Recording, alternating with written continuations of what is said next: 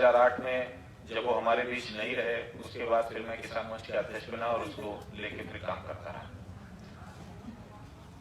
साथियों, इतने दिन काम करने के बाद एक बात है, मैं बहुत छोटे में अपनी बात समाप्त करूंगा। एक बात है कि किसानों की दशा सुधरती क्यों नहीं। जिस विषय पे आज हम बात कर रहे हैं, इस विषय पे बात हम 2003 में भी कर रहे थे। इस विषय पे बात हम समाजवादी पार्टी की सरकार में भी कर रहे थे। इस विषय पे बात हम बहुजन समाजवादी पार्टी की सरकार में भी कर रहे थे। और इसी विषय पे बात अब हम वापस भारतीय जनता पार्टी की सरकार में कर रहे हैं। तो समस्या सरकारों में है, यह समस्या सिस्टम में है, यह समस्या हम में है। इस बात को समझना होगा। हम बात करते हैं आजादी के बाद हमको क्या मिला, तो बात यह भी होनी चाहिए कि जब आजादी हुई थी तब हमारे पास क्या था। बात यह भी होनी चाहिए कि जब देश आजाद हुआ था तो सारे गांव स्वावलंबी गांव थे। बात यह भी होनी चाहिए कि जब आजादी के पहले के गांव की जो परिकल्पना थी, क्या वो ऐसी ही थी। आजादी के पहले गांव के संस्कार ऐसे ही थे। आजादी के पहले के गांव वाले परमानेंट मुंह ताक के सरकार की तरफ देखते रहते थे कि सरकार 100 रुपया देगा तो हमारा पेट भरेगा, हमारा काम चलेगा। दूसरे मुल्कों के, दूसरे बड़े बड़े देशों के उदाहरण के तौर पे मैं जापान की बात करूं, जापान के गांव 42 साल पहले, 45 साल पहले उसी हालात में थे जहां आज हिंदुस्तान के गांव। लेकिन आज वहां के गांव अपनी जीडीपी में पूर्ण योगदान देते हैं। वो पैसा मांगते नहीं है, वो पैसा देते हैं।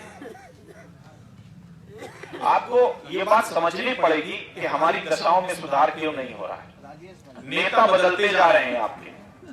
आज मैं बोल रहा हूं, एक ही विषय पे बोलते बोलते 30 साल मुझे हो जाएंगे, 40 साल बाद हो जाएंगे, मेरे पीछे कोई और बच्चा आ जाएगा, वो मेरी बात बोलना शुरू कर देगा।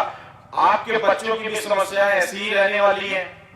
आप भी उन्हीं समस्याओं में अपना जीवन यापन कर रहे हैं, उन्हीं समस्याओं में आपके बच्चे भी जीवन यापन कर रहे हैं।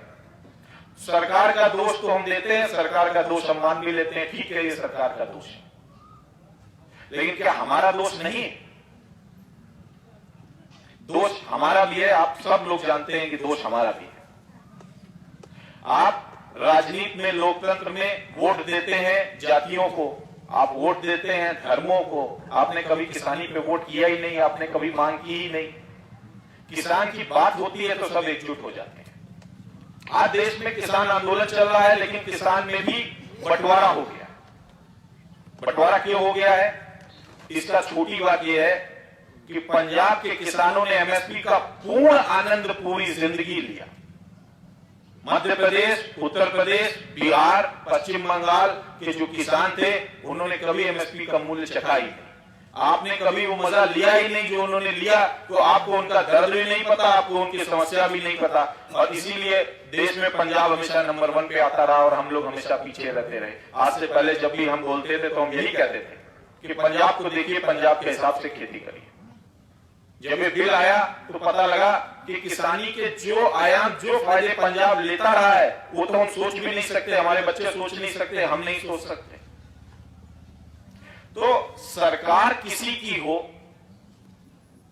आपको सुविधा वो सब देने का प्रयास करते हैं। मैं किसी सरकार के विरोध में नहीं बोल रहा है। सरकार किसी की हो, वो आपके लिए सारी सुविधाएं देने का प्रयास करते हैं। आप सुविधा ले पाते हैं, नहीं ले पाते हैं, सारा प्रश्न यही का है। एक पूंजीपति को सब्सिडी मिली, उसने उसका पूरा उपयोग किया। किसान को सब्सिडी मिली, अधिकारी खा गए। एक उद्योगपति का कर्जा माफ हुआ, एक यूनियन बनी, एक दबाव बना, उन्होंने उसका पूर्ण मजा लिया।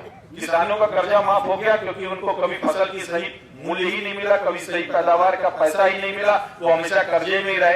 ऐसा नहीं है, सरकार जो आपका पैसा माफ करती है वो आपका पैसा माफ करती है। ये कभी मत सोचिए कि सरकार ने किसान का पैसा माफ किया। सरकार ने देश की उस हर थाली का पैसा माफ किया जो आपकी वजह से लोग निवाला मुंह में लेते हैं।